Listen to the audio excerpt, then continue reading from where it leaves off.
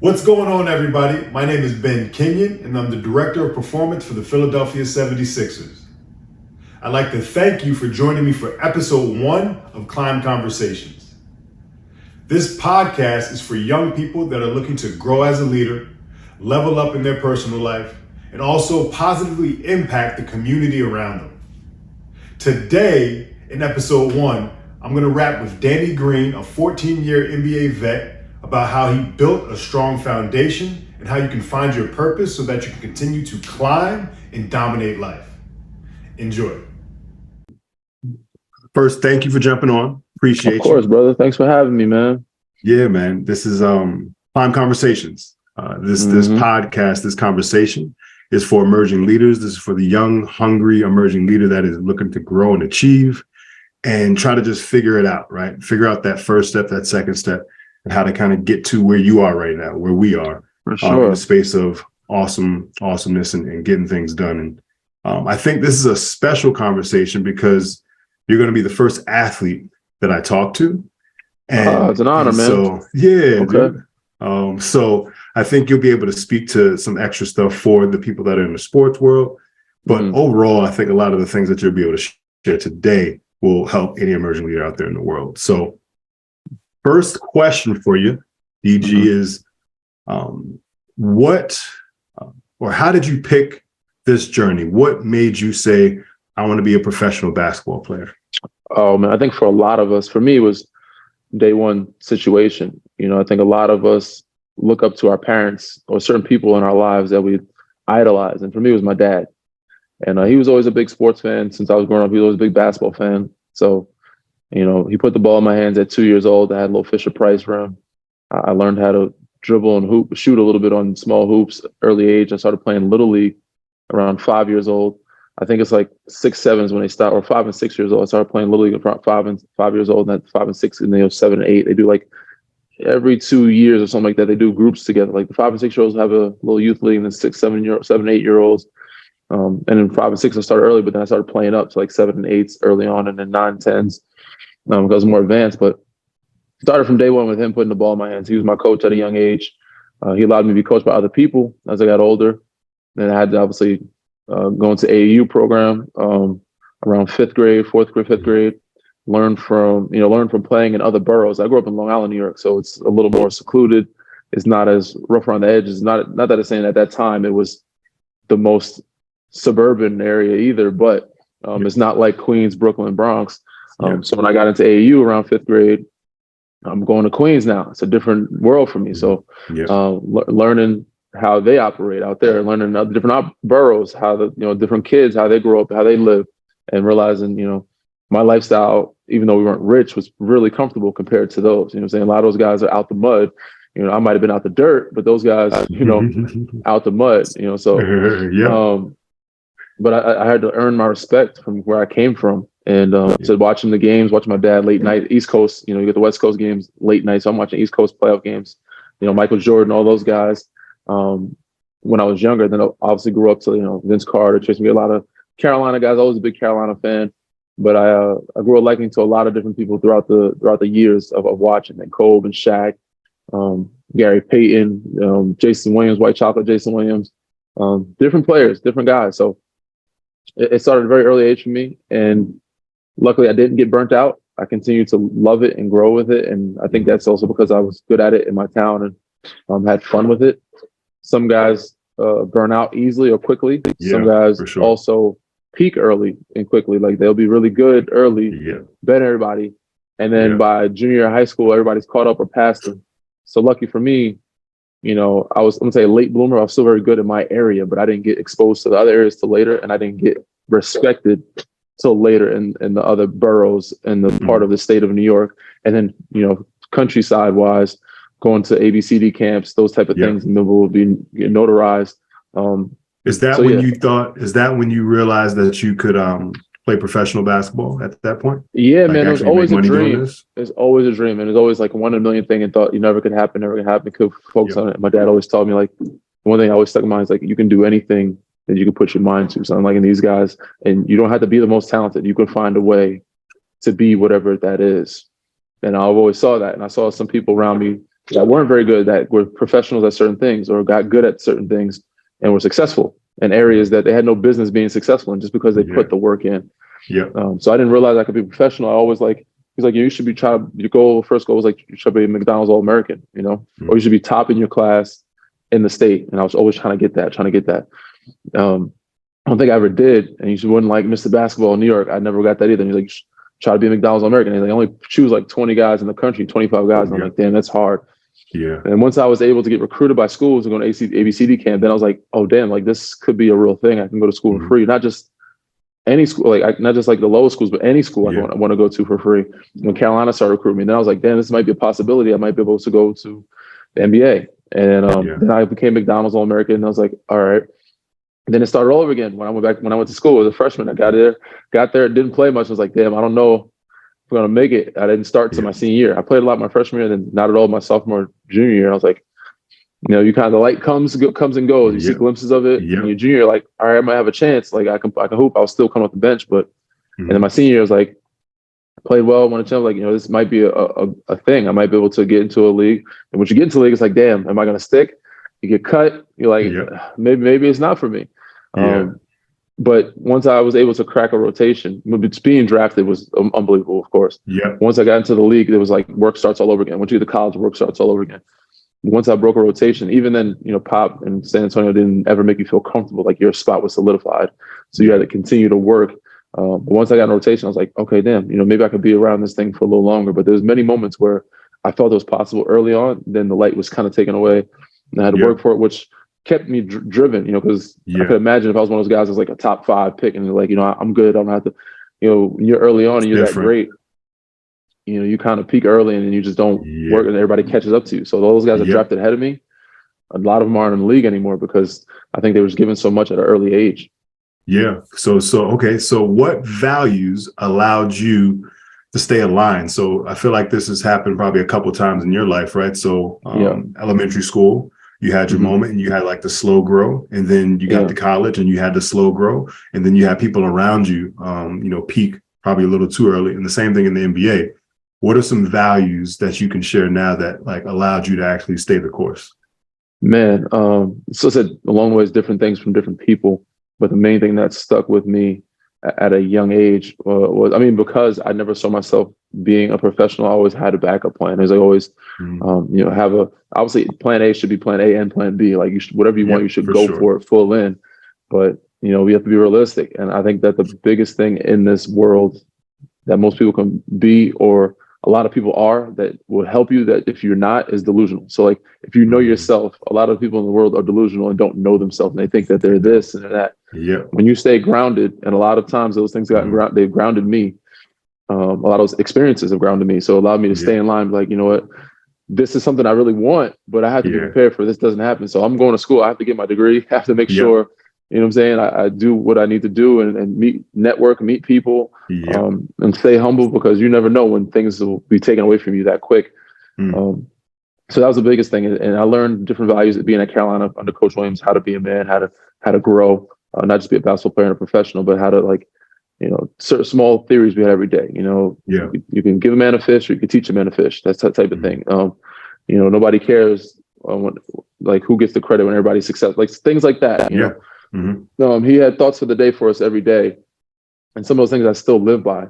Being with Pop and Tony, Simi and Manu was a different thing. I had to learn how to really be a professional. And then those guys stay grounded. And just watching them taught me everything I needed to know about the league and how to stick around long enough. Regardless of where I went, it was like, never feel comfortable in your position, especially Pop. Like, never feel comfortable, have that sense of urgency always. Keep that sense of urgency.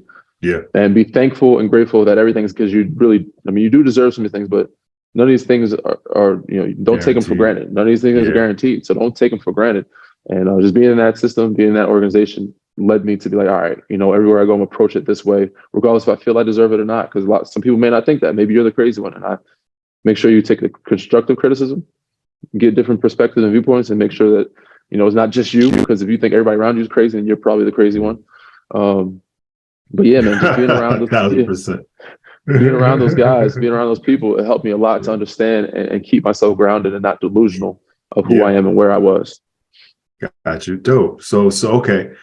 The times haven't always been great. right? Like I think a lot of people see where you are now. You're doing shows on ESPN. I've been lucky, Was man. it year 14? Was it year Yeah, year 14 or 14 we just 15? finished. Year 14 we just finished. Yeah, So coming up on year yeah. 15, hopefully. So it's been tough at one point or another, right? Mm-hmm. What has helped you get through those tough moments? Oh man, being cut early on in college, not starting, thinking about transferring. I think just going through adversity at an early age helped me mentally prepare for stuff later in age. But the biggest factor that kept me stable was my foundation. Everybody has to find their foundation. It's usually your closest friends and family. And sometimes it may not be family. Sometimes it might be closest friends. Sometimes it might be a coach. Sometimes it might be your teammates. A lot of my teammates at Carolina were my support group. My closest friends from back home helped a little bit. My family as well. So there was many times. My father was incarcerated when I was a freshman. He didn't get out to my junior year, and he was the head of a household. I was raised with him. My mom had left when we were like 11, 12. We still kept in contact, but we stayed and lived with our dad. And once he got incarcerated, it changed the whole dynamic of our family. And I had to be the head of the household. But having my teammates around me as a support group, having my coaching staff, my friends and family from back home, and your circle usually as you get older kind of gets a little smaller, and that's usually by choice, and also by seeing who is riding with you, who's not, because of the things you go through. So that foundation for sure kept me when I was overseas.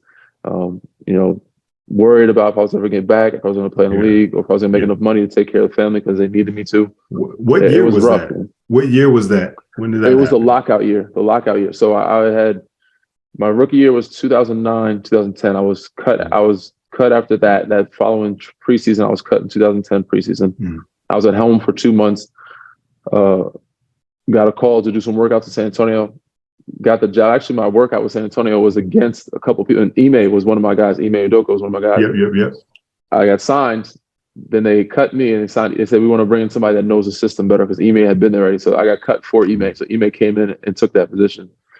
I was at home. I was supposed to sign overseas. I didn't. This was about 2010 going into 2011.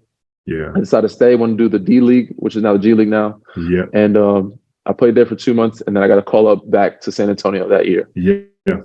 That following summer is when the lockout happened. So the lockout happened. It was like, I got to stay in shape. I got to make some money somehow. I got to do something, make sure I'm like blow after blow.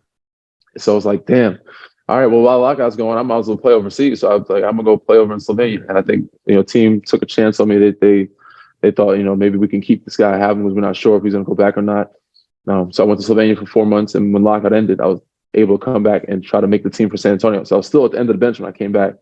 And I got lucky. So Manu Ginobili got hurt early in the season. Was out 4 to 6 weeks, and they were trying to find somebody. And Pop threw me. He tries getting you guys out, throws you in there, see what you're about. Gave me opportunity, and I showed that I was capable. I played decently defense enough to play like 10 to 15, top 5 to 10 minutes, and then next show top 10 minutes goes to 15 to 20 minutes.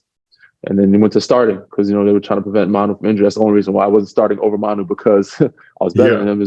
We're trying to keep him, and we need bench scoring, and we also want to keep his minutes at restriction. For sure. But it happened that fast though. So the year 2011, I was in the lockout. That's crazy. So 3 pillars that are important to climb for me are foundation, growth, and achievement. Right. So what you're talking about in this last instance is achievement. Right. Achieving. I think a lot of people struggle with that. People say they want it, but they don't prepare for it. Everything that you just talked about was laying the foundation.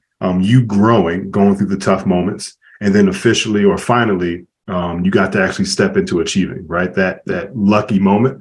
I always say the people that work the hardest always get the luckiest. Is because you end up preparing yourself. You put yourself in a position to say, all right, if this happens tomorrow or today, I'm ready for it. I'm ready for it.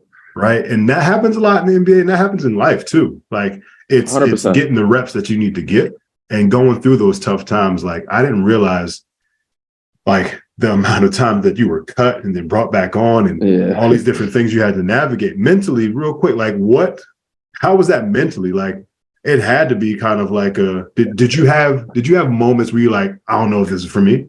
Yeah, 100%. It's a roller coaster. There's many roller coasters you'll go through in life. So in college, I had my roller coasters. And when I first got into the league, it was what made me not take it for granted.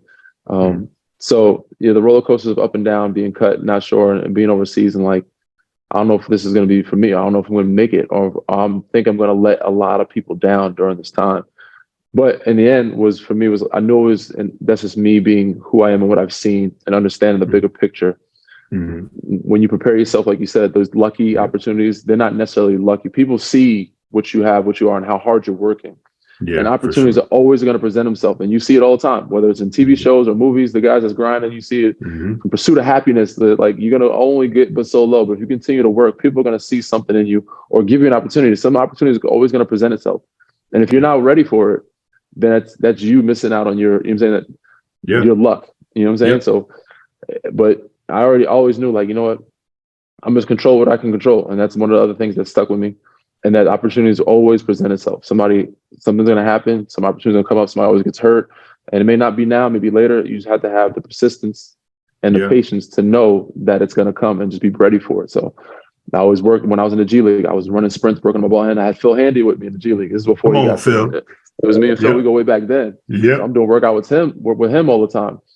And working on my handle, working on my shooting, on my agility, a lot of different things, staying in shape, icing my body, just knowing that one day at one moment it's going to come. So even when I was on a team and I wasn't playing, when I was in Cleveland my rookie year, lifted almost like 3 times a week, almost every day, shooting, working on my handle, knowing that if I get opportunity, I'm going to be ready. Same thing in San Antonio when I wasn't playing. It's like I'm going to work on my game, work on my shooting, doing the little things they ask me to do, doing 2-a-days, and making sure that they know that I'm working and I know that I'm working. I'm confident in me when the opportunity happens that I'll be ready for it. It's not going to be new for me. So yeah, man, it's just the mental part of it, the ups and downs. It was kind of crazy. So this thing about quitting my college years, I thought about transferring. I was a McDonald's All-American. I came in, I didn't start, but I played a good amount. Then I went from that. They brought a whole new class and to not playing at all really my sophomore year. Yeah. Playing a lot more my junior year and only started my senior year. Got drafted second round. Getting to Cleveland, not playing at all. Your first rookie year, you don't know what inactive means. You find out by coming to the arena without a sport coat. You're like, oh shit, games on TNT. I'm LeBron and Shaq, and then you're inactive tonight. I'm like, what the hell does that mean? You got to get you a sport coat. You're not dressing up. Damn, that right there kills your pride to the fullest as a rookie.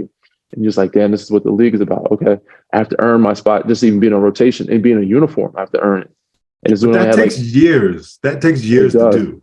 And people think, again, like athletes that I've ran into, they don't leave college in college. Like this is not freshman year, sophomore year, maybe junior year, I turn up now. Like, nah, dude, like you might wait 3, 4, maybe even 4 years or more until you get your moment, which is, that's a long wait for a lot of people. It is. But he said even the most talented guy, CJ McCollum, he was in Portland. He was already talented. I knew how talented he was. He didn't get the shot right away. He had to wait till some guys left, got traded, moved, and broken down. So yeah, I had to wait, man. And it takes, it said, to be inactive, it kills your pride and confidence. Like, damn. And back then the league we have like 17 guys now. We have 13 guys. Like, so I think you have 15 now. You can be active on a roster and play. Now I think they're adding more to it too. So it's 15 active and then 2 two-way players. Yeah, so 17 roster. Before it was 15 roster when I was playing, and it was 13 that could be active. Now they moved it to 15 active, 17 on roster. So it's like I got to be able to just earn in the 13th spot to be able to get a uniform. It took for 2 guys to be hurt and another guy to have a baby for me to get playing time when my rookie year. Wow. And that's a wake up call, man. So.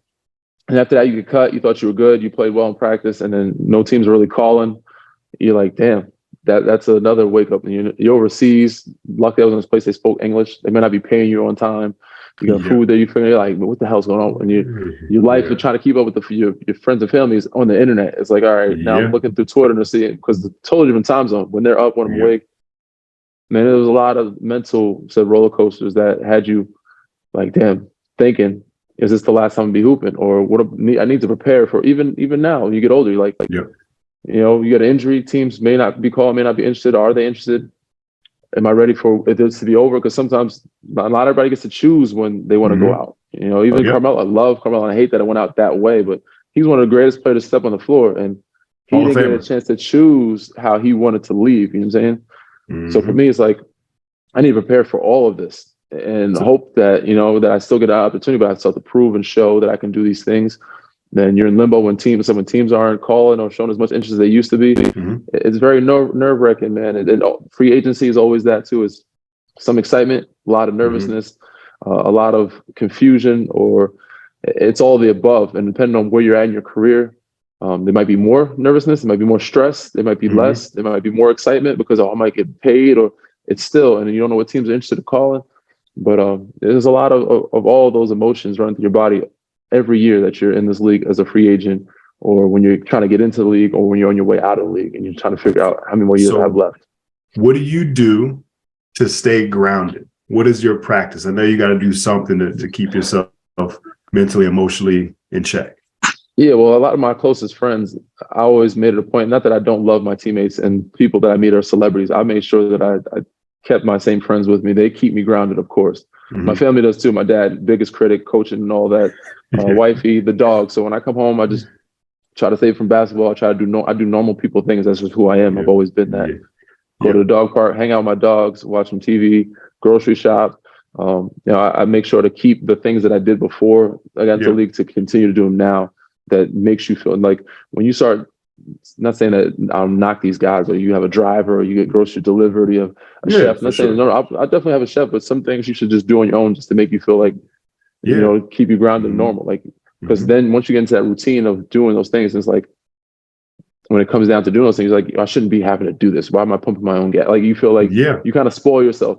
And it just naturally happens. Like, for even us, we're normal people, but we're so spoiled with our charter flights. When I get a commercial flight, I'm like, damn, I got to sit my seat back, man. I got to lift my seat up. I got to keep the lampshade up. Like, what does the lampshade have to do with the plane taking off? Like, let me sleep, lady. Leave me alone. Like, you just naturally, if you naturally spoil yourself, you're going to be used to being spoiled and doing the celebrity, things. If you do the normal things, you're going to be used to doing that and see yourself as a normal person. So I try to, on a day-to-day, enjoy the walks, the sun, the dogs, the dog parks, the grocery store, doing the little things that I always did before. I love that. Again, it goes back to achieving, understanding what achievement looks like. And when you finally have that major success, don't fumble the bag, right? That's what I'm kind of hearing. Don't start to accept everything. Don't put yourself in a position where you now forgot who you are, right? There's a section that talks about being a great leader. And I think that's, what you are, and definitely brought up CJ, Dame, when I was with them in Portland. I think those dudes show up and are great examples for people. And I feel like that's something as an emerging leader, you have to do super early, right? If you can actually get out front and learn how to be the example for your teammates, for your classmates, for your family, for the people in your neighborhood, I think it'll actually help you out even more when you finally do have that big success, because you're used to people now looking to you and leaning on you for, major decisions. 100%. And I think a lot of that, I'm gonna say, was forced on me, but it definitely, because some people just aren't naturally that. And I might not have been, but I was kind of pushed into that role. When you're the best player, they make you the captain. And the dad's like, your coach is like, you need to speak up. You're the captain. We rely on you. And my high school coach did a great job of like making sure I knew that I was a leader, and I needed to make sure that guys were in check and doing what there's. He's like, every time we mess up, you guys, the captains, are going to run. So it was like, you guys have to speak up and talk and get on your guys. You have to get on their asses to make sure they're doing it right. Because if not, you guys are going to run. So at an early age, my dad, pushed me to be a leader, pushed me to do that, not be a follower, always do it, find your own path, follow, walk in your own shoes, and don't be a follower type thing. So my coaches, they also pushed me to be that in different places, asked of different things of me. And that allowed me to also not just learn how to do that and be that, but to be other things and be able to adapt and adjust to being, the role play. Said be able to come off the bench and roll. It's not everybody's used to doing that. When they first get into the league, they used to being the man. I got used to being off the bench. I used to being starting, used to playing this way, but be a glue guy, be a leader, be, a voice, or be quiet, be a listener. So being in all those roles allowed me to learn and understand how to, I guess, connect with different guys, different peoples, and make myself valuable in a locker room. And that speaks to the core value of longevity. And, again, I think the game that we're playing in life, just trying to continue to build and grow and achieve, you have to play the long game. You can if you want, but like, you can't step into any arena and just think, all right, I'm going to get it all right now. I want it all right now. Because if success happens too fast, you've seen a lot of athletes, you've seen a lot of people in general burn out. Failures happen fast too. So the faster you succeed, the faster usually you crash and fail. So I think the longer it takes you to get there, the better you'll have a longer career and longevity. That's just Yep. how I've seen it. And it may not be the right formula, but a lot of guys that have instant success usually have instant failure, or Yeah. their longevity doesn't last as long.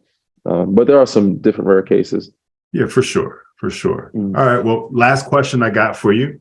Mm-hmm. What can an emerging leader, the person that's hungry for growth and achievement, do today to get started on their climb? Ooh, the first thing they can do today, start on their climb, emerging leader. I always say, and I think this is every day, just not today. And every day I always look at myself, and I think a lot of us, how can we get, as you get older, you appreciate school more, you appreciate the resources around you. How can I be better today in all aspects of life? For them, for the young ones, I just say, continue to be a sponge, continue to use your resources, continue to ask questions, and be able to take the criticism. There's nothing wrong with being criticized. Like, we don't have a lot of people with tough skin anymore. Be able to handle that and put yourself through some real adversity and some tough moments, because it'll make you tougher in the long end, and better for your career. Because the real world is not easy. That's how we grew up being raised. Like, once you get in the real world, there ain't no protecting you. So we got raised a lot tougher than they are today, because they're trying to prepare you for the world. When you spoil these kids, or you're cutting their legs from under them, you're not letting them. It's like, remember the Titans, he was hard on his guys, especially the African Americans, because he knew that when they got in the real world, it's going to be tough on them. And when you're babying them and coddling these guys, you're making life harder for them. You're cutting the head coach's legs from under them, and you're making them think it's a world that's not real. Like, it's not a real world for them. So they won't be prepared for it. But for the young emerging leaders, to prepare yourself for the real world. It's a tough world. It's not as tough as it used to be, but it is a tougher world. And be sure to use your resources, prepare yourself, put yourself through some adversity, take the constructive criticism, but continue to push yourself in every aspect of life, whether it's being the best brother, father, husband, sister, teammate that you can be, and learn to understand how to connect with people. Obviously keep the positive energies around you, but figure out, how to learn people, how to read people, and how to connect and vibe with them. So I know it's a lot of different things that I said in there, but at the end of the day, I said, just push yourself to be better each day and figure out the best way of attacking that, and finding the best way to do that is finding what your weaknesses are. Obviously, strengthen your strengths, but you want to strengthen your weaknesses even more. So I guess this is probably the best advice I can give to a young up and coming person of trying to be a leader. So love it. Hopefully that helps. It definitely will, dude. You fired me up just now. So it's definitely going to help out that young emerging leader, dude. I appreciate you. This is awesome. I appreciate you. Yeah, man. I love your positive energy. You always show up as, like you just said, you are like very grounded, very chill. And that's one thing I can say consistently. And that's probably the biggest thing of being a leader is showing up and being a great teammate. And that's how I would say judge, but this is how I view my friends, my friendships in the league, and my teammates, and who is supportive of who. And everybody notices and recognizes these things when you show up for their events, show up for weddings. Who's a real. When you show up, it shows that you respect, care, support, and that you're a leader too. And so you got to show up, be on time, respect everybody else's time. So the biggest part of being a leader is showing up. Show up every day. Man. Love it, DG. Appreciate you, sir. Man. Appreciate you, brother. Thanks for listening. If you enjoyed this conversation, please like and share with an emerging leader that you feel will benefit from this conversation. You can also go to greatdaytoclimb.com and pick up your copy of Climb today. See you next time.